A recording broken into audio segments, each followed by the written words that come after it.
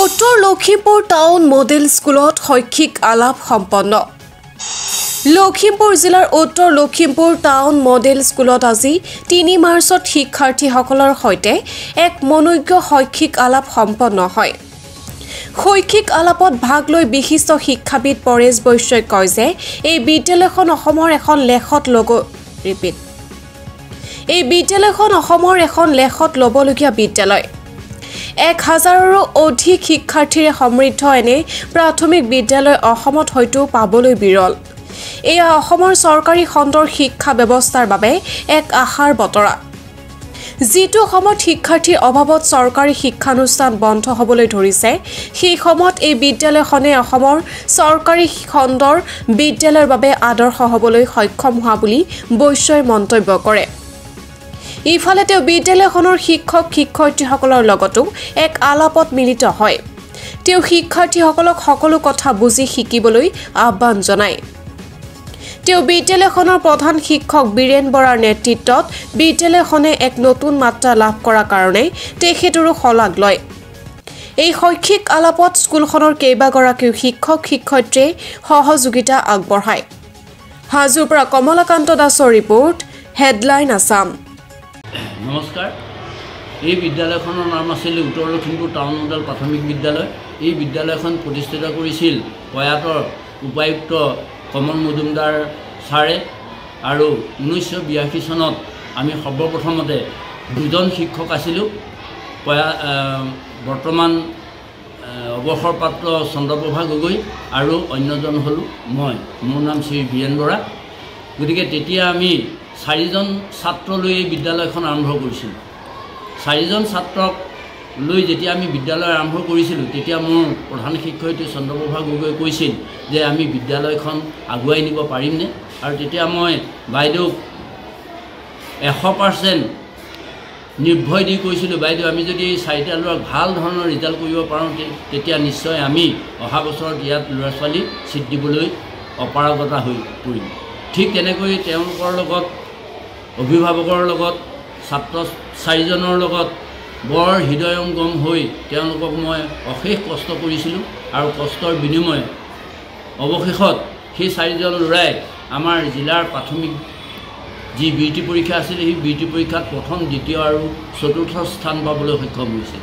আৰু সেই ৰিজাল্টৰ ওপৰতে নিৰ্ভৰ কৰি দ্বিতীয় বছৰ এই বিদ্যালয়খনত প্ৰায় 100ৰো অধিক ছাত্ৰ ছাত্ৰী বিদ্যালয়লৈ আহিছিল। আৰু তেনেধৰণে আজি গৈ এই বিদ্যালয়ত বৰ্তমান এই বিদ্যালয়ত আছে 1011জন ছাত্ৰ ছাত্ৰী। আৰু প্ৰত্যেক বছৰে এই বিদ্যালয়ত নামভৰ্তি কৰিবলৈ 1000ৰো অধিক অভিভাৱক আহে। বৰ দুখ লাগে যে সেই সময়ত মোৰ চকু পানী ওলাই যায়। এই কাৰণে ওলাই যায় যিহেতু আমি চৰকাৰী বিদ্যালয়, এই বিদ্যালয়ত আমি ইণ্টাৰভিউ লোৱাৰ বিশেষ ব্যৱস্থা কৰিব নোৱাৰোঁ। সেয়েহে আমি তাৰে 1000ৰ ভিতৰত 175জন ছাত্ৰ ছাত্ৰী বা 200জন ছাত্ৰ ছাত্ৰী প্ৰত্যেক বছৰে এডমিশ্যন দিওঁ। আৰু বৰ্তমান অশেষ কষ্ট স্বীকাৰ কৰি এই বিদ্যালয়খনৰ সৰ্বাংগীন দিশত ছাত্ৰ ছাত্ৰীৰ ডেছৰ পৰা আৰম্ভ কৰি ছাত্ৰ ছাত্ৰীৰ বহী গাঁথনিৰ বিদ্যায়ন দিশত পৰা আৰম্ভ কৰি বহুত ছাত্ৰ ছাত্ৰীয়ে এই বিদ্যালয়ত পঢ়ি ডাঙৰ মানুহ হৈছে, জ্ঞানী মানুহ হৈছে। আমেৰিকাত মই পঢ়োৱা ছাত্ৰ ছাত্ৰী যথেষ্টখিনিয়ে তাত কৰ্মৰত। ইয়াৰ উপৰিও এই বিদ্যালয়ত নামভৰ্তিকৰণ কৰা ছাত্ৰ ছাত্ৰীসকলেই আমাৰ চৰকাৰী বিদ্যালয়বিলাকত বিশেষকৈ হায়াৰ ছেকেণ্ডেৰী বা হাইস্কুল শিক্ষান্ত পৰীক্ষাত ষ্টেণ্ড কৰিবলৈ সক্ষম হৈছে। সেইকেইটা গছৰ পুলি সৰ্বপ্ৰথমতে আমি ৰোপণ কৰা বুলি ক'লেও ভুল কোৱা নহয়। ইয়াৰ উপৰিও আমাৰ ছাত্ৰ ছাত্ৰীয়ে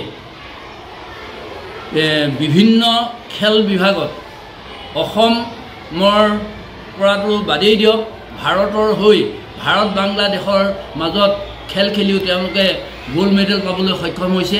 ইয়াৰ উপৰিও ইণ্ডিয়ান আইডলত আমাৰ বিদ্যালয়ৰ ছাত্ৰ ছাত্ৰীয়ে গৈ ইণ্ডিয়ান আইডলত মানে অংশগ্ৰহণ কৰি 3য় 4ৰ্থ ৰাউণ্ডলৈকে যাবলৈ সক্ষম হৈছে।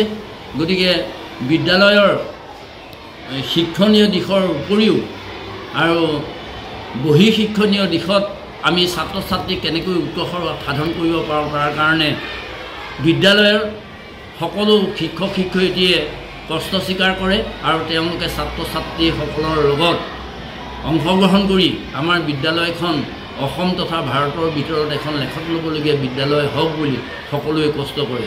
এতিয়া মই এটা কথাতে সুখী আৰু আনন্দিত অনুভৱ কৰিছোঁ, অসমৰ ভিতৰত একক স্কুল হিচাপে বৰ্তমান লখিমপুৰ জিলাৰ উত্তৰ লখিমপুৰ টাউন মডেল বিদ্যালয়ে অধিক ছাত্ৰ ছাত্ৰী আছে বুলি আমাৰ বিভিন্ন ৰিপৰ্টৰ পৰা আমি অনুধাৱন কৰিব পাৰিছোঁ।